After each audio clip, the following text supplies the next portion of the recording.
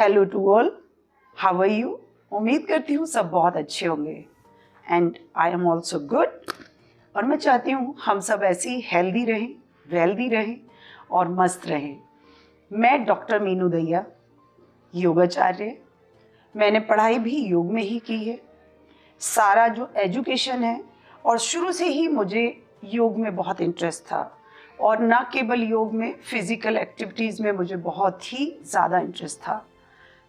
शुरू से मैं फिज़िकल गेम्स में जब स्कूल्स में पार्टिसिपेट करती थी तो मैं हमेशा विन करती थी। बहुत सारी ट्रॉफीज़ मेरे पास जीती हुई हैं घर में।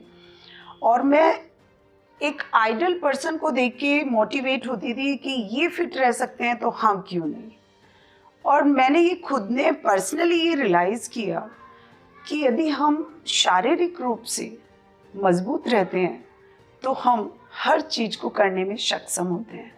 सभी को पूर्ण रूप से अंजाम तक ले जाने की कोशिश होती है हमारी, और वो तभी पॉसिबल होता है जब हम शारीरिक रूप से सबल हों, मजबूत हों, स्ट्रॉन्ग हों।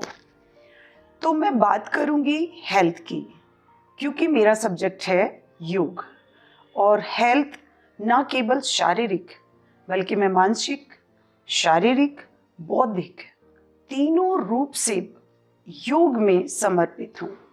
मुझे लगता है कि एक स्वस्थ शरीर में स्वस्थ मस्तिष्क होता है और स्वस्थ मस्तिष्क में स्वस्थ सोच होती है।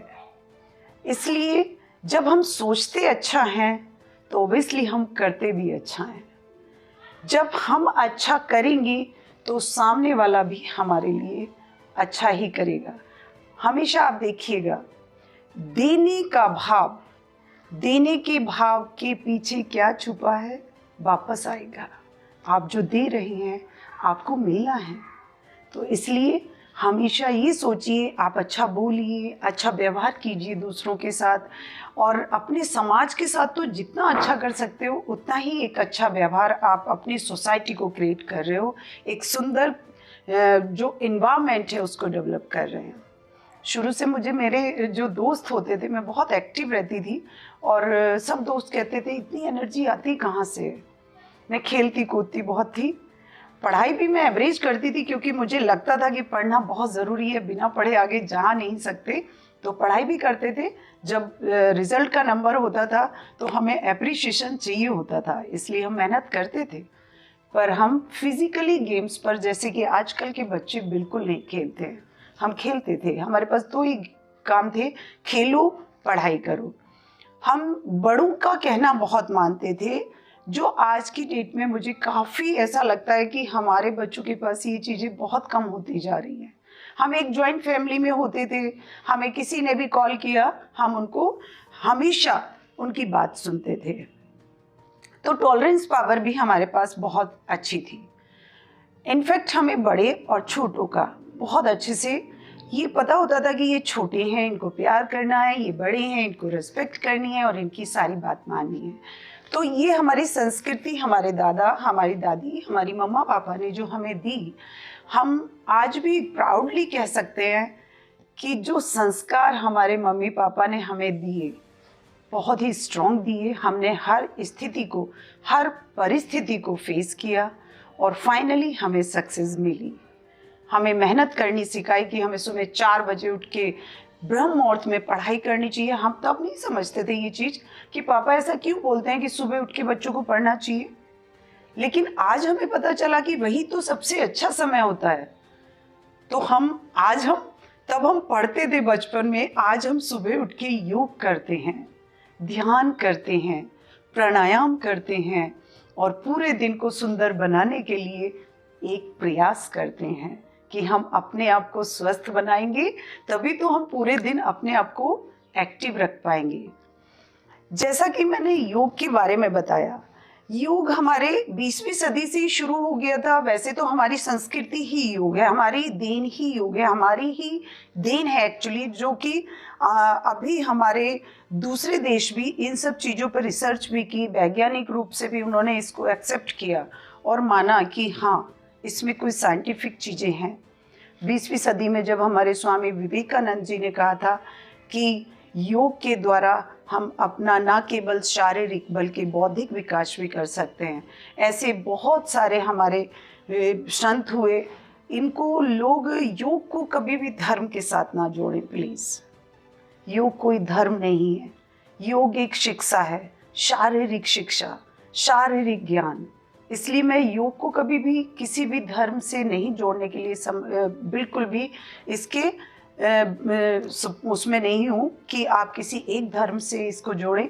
मैं बिल्कुल इसमें इंटरेस्टेड नहीं हूँ, क्योंकि ये तो एक ज्ञान है, जैसे सब ज्ञान है उनमें से एक ये ज्ञान है कि हम कैसे अपने मन को, शरीर को, अपने वातावरण को स्वस्थ रख सकते हैं। तो मुझे कुछ समय के बाद ऐसा लगा, जैसे कि मेरी एजुकेशन कंप्लीट हुई, उसके बाद मेरी शादी हुई, शादी के बाद बच्चे भी हुए, तो मैं कहीं ना कहीं एक पारिवारिक माहौल में जा रही थी अपनी। मुझे लग रहा था कि जो मैंने एजुकेशन ली है तो क्या केवल किचन में ही खड़े रहने के लिए है? नहीं, कहीं ना कहीं अंदर ही अंदर मेरे को ऐसा लगता था कि मुझे अभी बहुत कुछ करना है। जिम्मेदारियां हमारी सबकी होती हैं और सबको निभानी भी चाहिए। तो मेरी शादी हुई, मैंने अपने ससुराल में सभी का बहुत ध्यान रखा। तो जब मैंने शुरू में, मैं शादी के बाद योग करती थी तो सबको लगता था अरे ये सुबह सुबह क्या, मतलब सब लोग तो चाय नाश्ता करते हैं और ये योग करती है।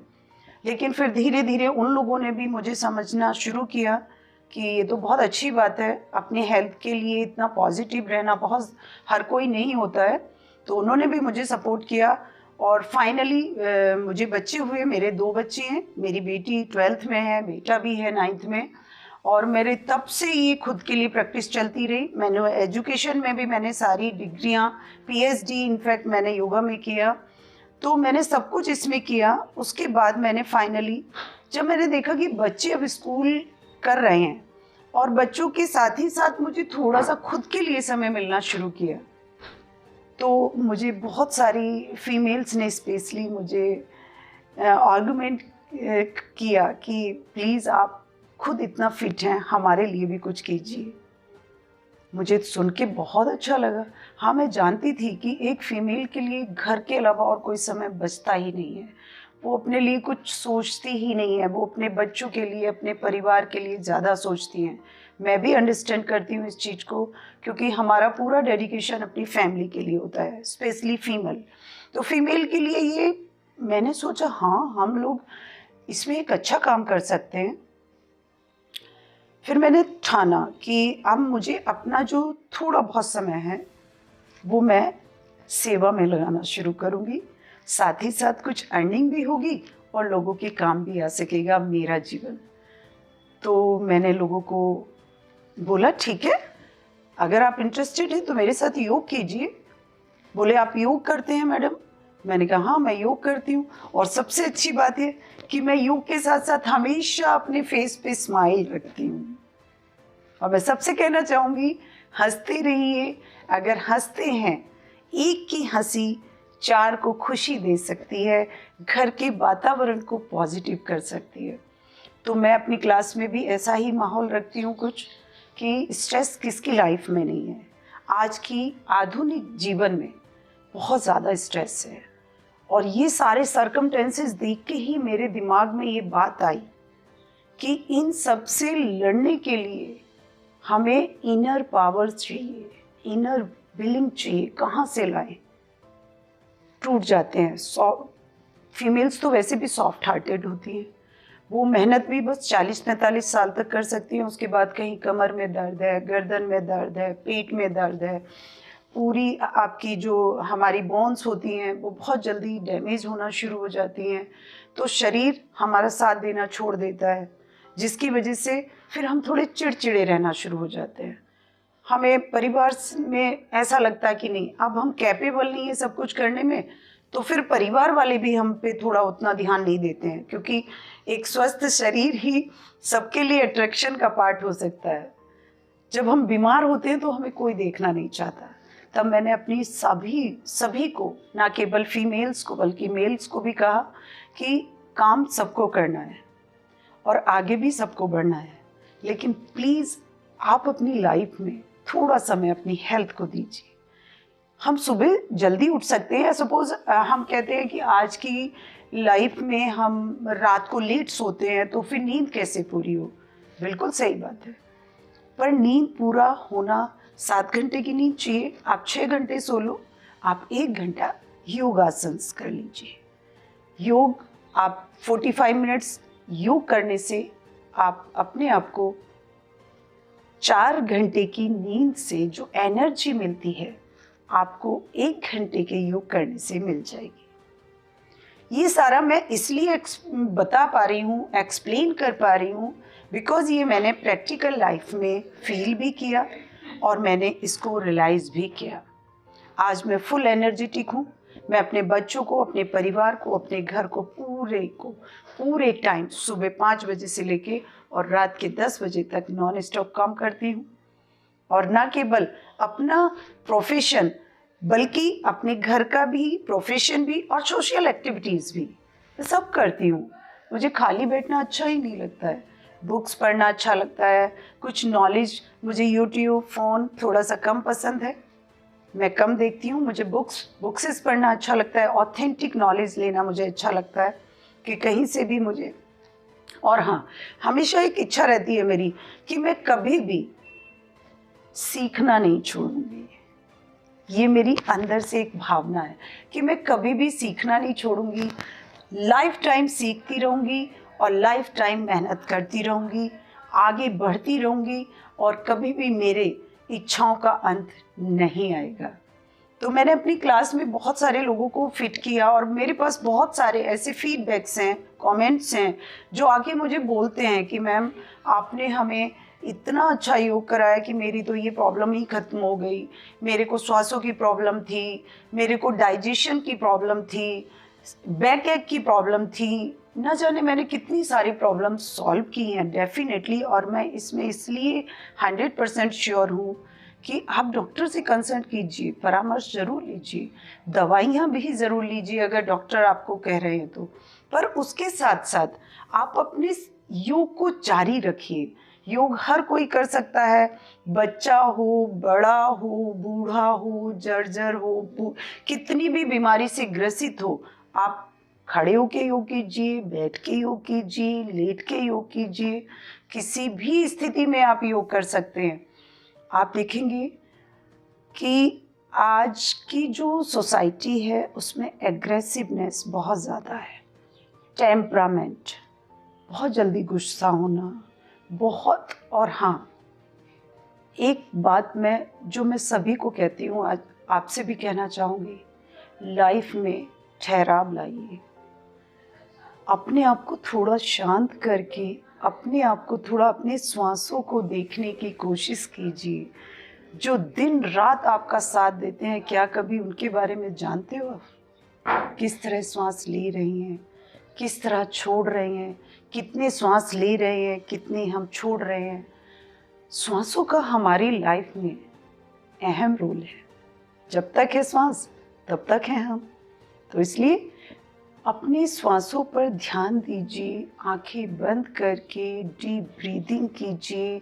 स्वामी स्वात्माराम जी ने स्पेशली हठ योग में यही बताया है। उन्होंने योग को 2 भागों में बांटा, एक शारीरिक, एक मानसिक, एक राजयोग।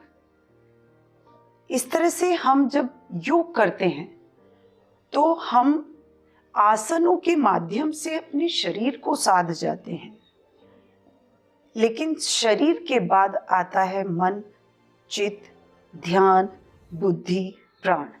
इन सबको कैसे साधें, तो वो हमें स्वामी स्वात्माराम जी ने प्राणायाम के द्वारा सिखाया। उन्होंने कहा वात, पित्त, कफ, ये तीनों दोष आयुर्वेद में सिर्फ 3 ही दोष पाए जाते हैं जो समस्त बीमारियों की जड़ होते हैं। उन्होंने जब हमसे ये बताया कि यदि हम अपनी वात, पित्त और कफ तीनों को बैलेंस करेंगे तो हमारे शरीर में कोई भी व्याधि उत्पन्न नहीं होगी। और इन सबको कैसे बैलेंस किया जाए ये भी उन्होंने हमें बताया। उन्होंने हमें बताया कि आप आसनों के द्वारा अपने शरीर को सॉफ्ट बना सकते हो और प्राणायाम के द्वारा आप अपने श्वासों को सॉफ्ट बना सकते हो। रेचक, पूरक, कुंभक, तीनों के द्वारा हमें श्वास लेना, छोड़ना और रोकना तीनों सिखाया। क्योंकि जब हम अपनी श्वासों पे कंट्रोल कर लेते हैं, जब भी आप देखेंगे कि किसी को क्रोध आता है तो उस समय हमारा श्वासों की गति बढ़ जाती है। यदि हम क्रोध आते समय अपनी श्वासों की गति को मध्यम करते हुए deep breathing, a sigh of relief, तो हमारी सारी प्रॉब्लम्स हो सकता है खत्म हो जाए। वैसे ही ना केवल बाहर बल्कि अंदर भी जो चीजें बाहर चल रही होती हैं वही चीजें हमारे शरीर के अंदर चल रही होती है। तो हमें योग के द्वारा हमारी कोशिश ये होती है कि हम बाहरी दुनिया को तो दिन रात देखते ही रहते हैं, विलासिता की ओर बढ़ रहे हैं, कर रहे हैं, लेकिन हम अपने अंदर भी झांकें, अपने अंदर भी देखें। और मेरा यही संकल्प है कि मैं एक आने वाली पीढ़ी को, अपने बच्चों को, अपनी फीमेल्स को, अपनी सोसाइटी को मजबूत करना चाहती हूँ, सबल बनाना चाहती हूँ। क्योंकि जैसा कि मैंने शुरू में ही बोल दिया था कि स्वस्थ शरीर में स्वस्थ मस्तिष्क होता है और स्वस्थ मस्तिष्क से स्वस्थ वातावरण पैदा होता है, सोसाइटी पैदा होती है। तो मैं यही कहना चाहूँगी, योग करें, फिजिकल भी एक्टिविटीज़ में इंक्लूड रहें। क्योंकि हम डिनाई नहीं कर रहे आज की आधुनिकता को, समय को। ये समय परिवर्तन हमेशा से होता आया है, होता रहेगा। प्रकृति का नियम भी है, परिवर्तन करेंगे, जरूर चलेंगे समय के साथ साथ। लेकिन अच्छी चीज़ों को जरूर पकड़ के रखिएगा। ज़रूरी नहीं कि हमें खराब चीज़ें ही दिखेगा। ये बात सच है कि हमें हमेशा अच्छी चीज़ों में मेहनत करनी पड़ती है और ख़राब चीज़ें हमें बहुत जल्दी अपने लिए, अपनी ओर आकर्षित कर जाती हैं और वो जल्दी से छूटती भी नहीं है। तो जिस तरह से अच्छी आदत लगाने के लिए हमें थोड़ा समय लगता है, वो हमारे समय के साथ साथ लंबा चलती है। और गंदी आदतें जैसे लग तो जल्दी जाती हैं पर छूटती नहीं है। तो मैं चाहूँगी हर पेरेंट्स को, हर टीचर्स को, हर बड़े लोगों को अपने बच्चों को ये बोलना, योग में भी जैसे हमारे अभी सीएम साहब हैं, हमारे पीएम साहब हैं, बहुत ही अच्छा काम कर रहे हैं। क्योंकि ज़रूरत थी हमारे देश को इन सब की। उन्होंने भी महसूस किया कि हाँ, हमारे देश को इन सब की ज़रूरत है और क्यों ना हो, हम प्राउडली इस संस्कृति को अपनाएंगे। ये हमारे ऋषि मुनियों की संस्कृति है, ये हमारी संस्कृति है। और मैं बड़े प्राउड के साथ कहती हूँ कि हमारी संस्कृति कभी खराब हो ही नहीं सकती। मुझे आज भी नंबर 1 पे अपनी ही संस्कृति लगती है, अपनी ही कल्चर लगती है। और क्योंकि नेचर हो, आपकी संस्कृति हो, संस्कार हो, ये सारी चीज़ें बड़ी गूढ़ होते हैं। ये एक मिट्टी को सुंदर सा आकार देने में हमारे काम आते हैं। मुझे बहुत अच्छा लगा मेरे से इस बारे में बात करके। मैं दिल से यही कहना चाहूँगी, सभी योग करिए, खुश रहिए, मस्त रहिए, हर परेशानी को हंसते और मुस्कुराते हुए यूं ही बाय बाय करिए। क्योंकि दुनिया गोल है, समय गोल है, आज खुशी है तो कल गम है, लेकिन हम कभी भी पीछे नहीं डरेंगे, ना ही हटेंगे और हम बढ़ते ही जाएंगे। Thank you so much. ये छोटा सा मैसेज डॉक्टर मीनू दहिया की तरफ से आप सबके लिए। धन्यवाद।